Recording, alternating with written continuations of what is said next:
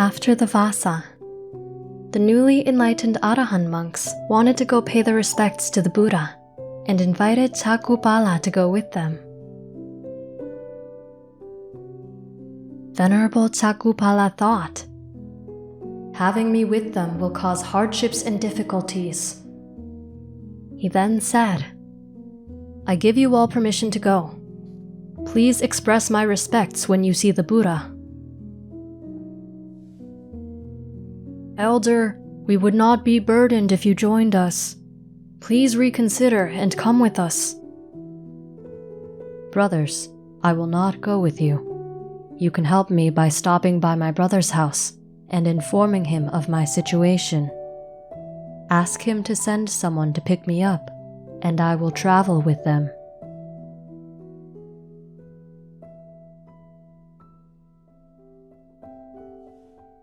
And so, the 60 monks stopped by Chakupala's brother's house on the way to go see the Buddha.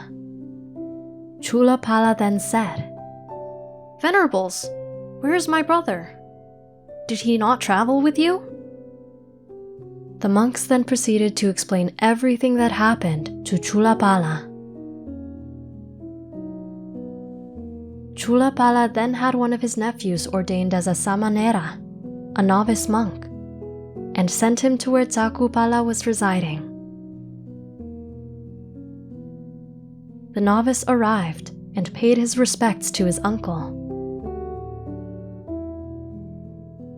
The novice used a long walking stick as a guide for Venerable Chakupala to hold on to and led him on the journey home. Along the way, they heard the melodic sound of a woman singing in the distance.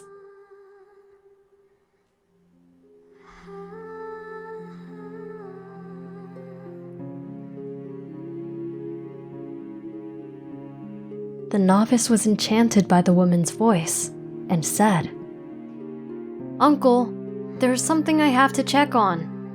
Please wait here. I will be right back." Chakupala sat under the tree and waited quietly. Venerable Chakupala sat patiently beneath the tree and waited for his samanera nephew to return. Chakupala realized that something was wrong. The singing of the woman stopped not long after the samanera left him, and the samanera had been gone for a significant amount of time. Chakupala contemplated and concluded that the samanera must have had physical relations with the woman, thereby violating his sworn precepts, and therefore was no longer a samanera.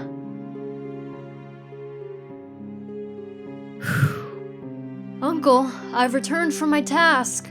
We can continue." "Nephew, where did you go and what did you do? You are no longer a valid samanera, right?" Each time Chakupala asked him, his nephew would remain silent. Eventually, Chakupala said, "Go wherever you wish to go. I will not travel with an evil person such as you." Overwhelmed with his uncle's rebuke, the nephew begged his uncle to reconsider, saying, "Uncle, I will disrobe and be a regular person. Then I can take you as a regular person. Please reconsider. You will be all alone here in the forest with no one to help you." "I do not want to follow such a foul person.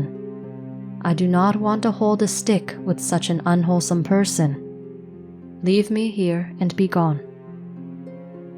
His nephew had no choice but to abandon his blind uncle in the forest alone. Once Venerable Chakupala was left alone in the forest, Saka's seat began growing hot. This usually happened when injustices or trouble happened to great beings, such as bodhisattvas or enlightened beings. Saka then surveyed the world and saw Venerable Chakupala blind and alone in the forest.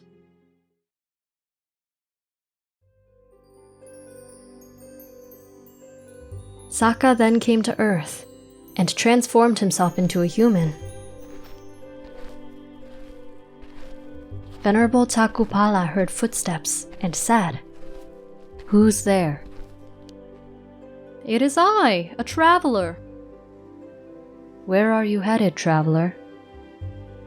"Respected elder, I am headed to Sawati." "Ah, that is where I was headed." "That is splendid. Then I invite you to travel with me." "I am a blind monk. I would be a burden on you." "It is opposite of what you say, sir. It would be an opportunity for me to make great merit by supporting a monk, especially one in need. Please, do not deprive me of this opportunity."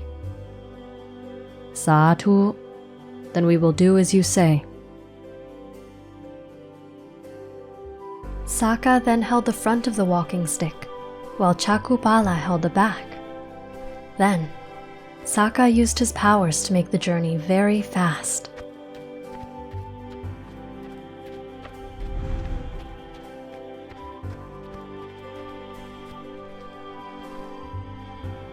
After arriving in the city, Chakupala asked the traveler where they were. The traveler said, "We have made it into Sawati." Venerable Takupala then realized that this traveler must be a being with special abilities, who came specifically to help him. Having accomplished his mission, Saka transformed and flew away.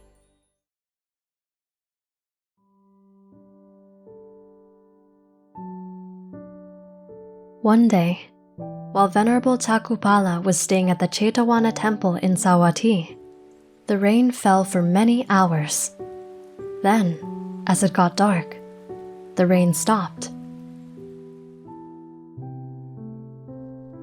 Once the rain stopped, Venerable Takupala began to do Tsankama, or walking meditation. However, many insects had come out of the ground due to the rain.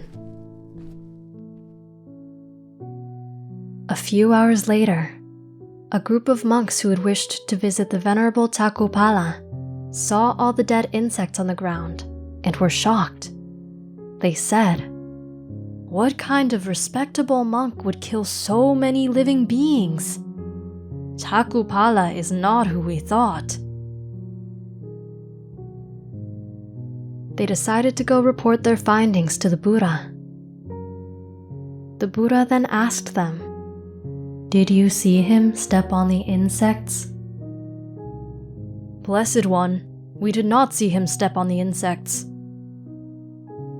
The Buddha then said, "Just as you had not seen him killing, he had not seen those living insects.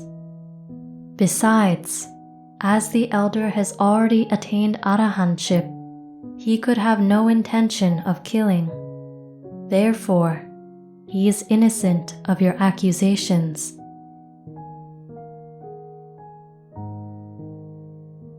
What did you learn from this story? Let us know in the comments. We hope you enjoyed the video.